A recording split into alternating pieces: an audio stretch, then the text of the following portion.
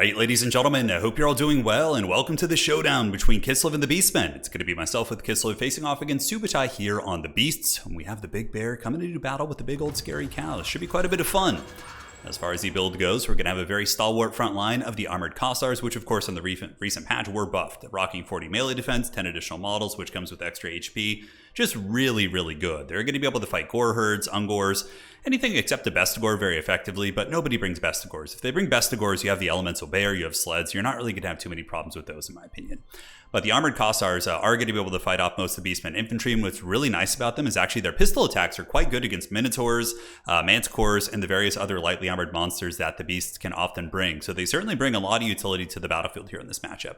We do also have the Watchmen in the night, and these guys are also quite good against the Beast because they are bonus versus infantry. And though they lack armor piercing, you're really not going to be running into a ton of armor on the Beastmen roster. So these guys are perfect. They get in there, they just cut through the Beastmen chaff units and are just very, very resilient. And that's pretty much my entire infantry corps is going to be armored Kossars. And we do have a couple of big scary characters as well. So the dreaded Frozen Heart of Winter is here, and I unironically think this thing is very, very good. I mean, the basic elemental bear is cool and all, but having that bound Heart of Winter, you get it into a blob, your opponent overcommits trying to surround it, you pop this bad boy, you get some good damage, and this thing's just straight up a raid boss, especially if you get it kind of teamed up with the Patriarch. So the Patriarch has two forms of healing. He's got the Dazen's Brazier here, which is a constant passive heal if he's in melee. So you just kind of run him around with the bear, and he's going to be providing a constant heal. And on top of that, he does have the Salak's Lullaby, and this is the one that is the bigger heal. So you can get those bears to healing cap pretty consistently. Ice Witch is quite good, and basically against Beastmen, you just want to clear out chaff. Once you clear out their chaff, the bigger kind of squishier, well not squishier, but the bigger, juicier targets are going to be a little bit more vulnerable. So we have the Icebane's Kiss to clear out chaff units, and that's pretty much it for my starting army. And now for the forces of Subutai, very infantry-heavy army. A lot of Ungors and Spearmen and chaff units, maybe expecting Kossars and Winged Lancers, all that sort of stuff. And for his anti-cavalry kit, it is going to be the Butchers of Kalkengard, which are a great unit. You know, generally speaking, a hard counter against Kossars with silver shields and good armor piercing, but they can be focus fired down. Got a big Gorbel here. Gorbel is going to be a useful asset, perhaps, against the Frozen Heart of Winter. We'll have to see. And it is going to be a Traderkin caster and Morker the Shadowgate. Morker does kind of, in my opinion, struggle a little bit in this matchup, just due to the fact that he doesn't really pack a lot of punch. You know, I guess he's hard to kill, though, so you can just kind of anchor him down on an objective. But yeah, Kislev can kind of just ignore him, and yeah, I guess Chaos Spawn are never a bad thing to have. Now, we do have one Snow Leopard as well. I'm a big fan of Snow Leopards here. Fast, armor-piercing, anti-large, frostbite. Pretty nice to just kind of summon in a bit of a pinch if your opponent has some larger threats. So I do see more Minotaurs with Great Weapons coming out of the tree line, very much a staple against Kislev. They honestly don't do badly against the infantry. They have good enough armor-piercing, and they're going to just wreck Kislev cavalry if they can get their clutches on them. So I need to focus fire them down, send in Snow Leopards. And honestly, the Elemental Bears, I find that Minotaurs don't do like an amazing job at dragging down single entities, especially if they're supported. So I'm hoping that the Elemental Bear with a little bit of help is going to be okay. So Bear going to do a little cheeky breath attack here. It doesn't do a ton of damage, but you know, it's more about sending a message to these filthy beasts. So right there, you can see they do take, wow, almost 30 casualties. So not bad. Not a ton of HP, but 30 of the models are diminished, which is an okay start for the old Kislevites. Armored Kossars heading up to the objective here. Going to be unleashing a little bit of pistol fire while the Beastmen do take control over Objective 3. You do get an Icebane's Kiss right there, and it's a very good spell. That was an overcast, but even still, it does a lot of damage, and those Ungor Spearmen going to be paying the price as we do move our Armored Kossars up on the objective. I was going to stop and shoot, but I wanted to get up on the point and see if I could keep him from capping it and put a little bit of pressure on in that regard. Now over here we have the big blob fight. We have the Butchers of Kalkengard and Ungor herds battling against the Frozen Heart of Winter. And it looks like there's going to be some Kossars in the mix as well. Oh, look how cool that bear is. Slow motion bear attacks. Patriarch is also here providing heals, and now we're going to be using the Heart of Winter. I was like, hey, the Minotaurs are here, Ungors are in here. I saw another spear unit coming in, so let's get the Heart of Winter and apply a little bit of hurt. Granted, Subutai does pull back with the Butchers of Kalkengard, who are getting capped pretty heavily by the Kossars with pistols up on the high ground, and you can see the initial trade went very well for us. Using the Snow Leopard's anti-large attacks, the Patriarch and the Bear, we actually killed a hell of a lot of the models on those units and a ton of HP damage, so really, really not bad at all. Kossars trading into Ungors, going to be very favored for Kossars. And right here we do have the Watchmen in the night, who are going to have a pretty decisive victory as well. They cut through the Ungors, now they get their dual weapons in and are going to be buttering the bread here of these spear boys. So obviously the Beastmen infantry quality not great, going to be relying pretty heavily on the Minotaurs.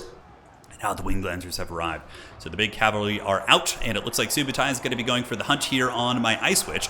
So I believe he was chasing the Ice Witch with some spawn and Minotaurs, and does get some decent damage on the Ice Witch. In the meantime, the Elemental Bear able to just rampage through the lines, cutting through the Ungor Spearmen, and allowing the Kossars to have a pretty comfortable fight. The constant healing from the Patriarch over here too is quite big.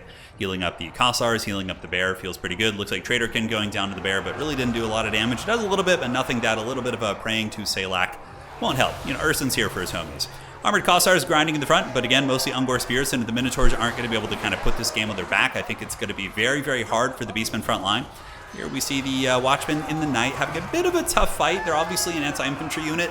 Not going to be that great against Minotaurs, but they still do have around 50 weapon strength, so they're going to hit hard enough to drag down the Butcher's models. And their melee attack is 55, so they can connect with the Butchers of Kalkengard, whereas many infantry units would struggle in that regard. Just a testament to how cool of a unit they are. Now, back objective is getting pressured. It looks like we were able to get it. Our Kossar took it from the forces of the Beastmen that were guarding it. Looks like Subutai has pulled the value back. But of course, with our healing, I think we are a little bit ahead in this game. The big bear getting the fat heals is quite good. And now this is going to be a nasty cast from Subutai here. Beautiful one. He gets a nice Traderkin on my Snow Leopards, Armored Kossars, Winged Lancers, and the other Winged Lancers as well. And the Minotaurs with Great Weapons are doing a little bit of a flank, which I do like. He's pulling them up and around and is going to be trying to get us surrounded my forces. So this Kislevite kind of Vanguard force here does look like it's in a little bit of danger, but you know, the Winged Lancers are going to be arriving soon. So we get the old Winged Lancers preparing for a sandwich charge, knowing that the Kislev forces are pretty durable with the Buyer Blood passive. They won't be breaking anytime soon, well, for another 20 seconds at least.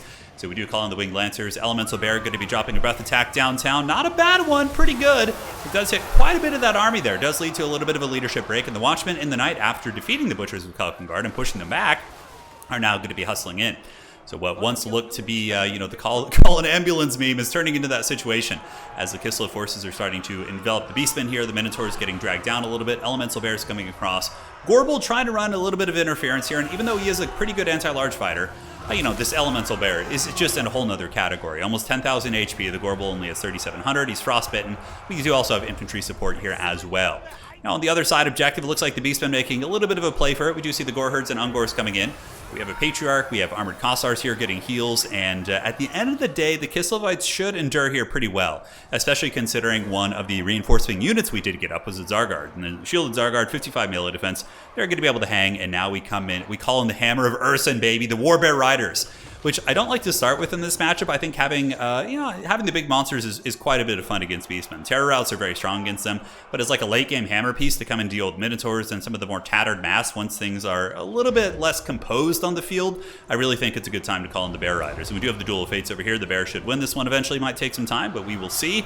Over here, Zargard getting hit by the Traderkin, Warker the Shadowgate being one of the stickiest, most annoying units in the game, which is what he does. He has been tormenting the battlefield since the days of Warhammer 1, which was, God, what was that, have been like 7 years ago or something? Isn't that insane? That's how long we've all been doing this together, playing this old game here. Pretty fun, man. And there goes the old Ice Maiden's Kiss going down to the Goreherds. Pretty cost effective, as it does about a quarter of their HP, if not a little bit more. The Big Bear punishing down the Gorbel, and it looks like the Beastmen are going to be trying to get their back objective back, but I simply don't think it's going to be tenable for them. As the Winged Lancers arrive, led by the mighty Snow Leopard, lances out for Ursen. And the Watchmen in the night, so cool, man. Kislev is such a rad faction. I'm glad that they're actually like finding a bit of a place in the meta. Like, they got buffed, but not to the point of being like obnoxious. They feel like they're in a good spot. They have their bad matchups, they have their good matchups, but man, it's really, really fun to play Kislev these days. Like, having that good core of just stalwart, Slav infantry getting in there and doing the job is it's pretty great. So we do see objective 1 here going to be held by Kislev, and here the Beastmen are coming into a bit of a precarious fight, right? Every unit they send in, Minotaurs, whatever, is just going to get terror-routed, beaten down by these various units here, and that's going to be GG well played. So it was a fast one, but yeah, it just goes to show, like, big elite monsters and elite style infantry can work for sure in Dom. After some of the changes that we have seen in nerfing those spells like Pit of Shades and Blizzard type spells, making them really, really Winds of Magic intensive, we certainly see more of a meta of not elite infantry dominating, but being more viable, which is nice. Because Kossars are, I guess I wouldn't call them elite. They're more of like a mid-tier infantry unit. But honestly, I've been loving using Zargard. 1,000 value on these ones. Not bad. Winged Lancers, good value at 1,400. The Bear certainly did quite well at 1,400 as well. And overall, it's pretty good performance. And looking at the Beastmen army, let's see here. So looking at the force, I don't really know Beastmen very well. I don't know why. They're one of the factions I can just, I'm like, if I'm going to play Chaos, I want big, plated, armored, spiky horned, Chaos Warriors. I have trouble getting excited for the Beastmen when the Warriors of Chaos are out there. And the characters for the Warriors of Chaos seem to have so much more flavor than like Morker and Kazrak, right? You know, I feel like that's just kind of keeping the Games Workshop tradition going of the Beastmen being just like the meme, right? But honestly, I do think Beastmen have some potential. I'm not really sure how I would approach this matchup, to be completely honest. Maybe bring Korok's Manrippers, the armor-piercing anti-large halberd Bestigors, I think would be a really good start.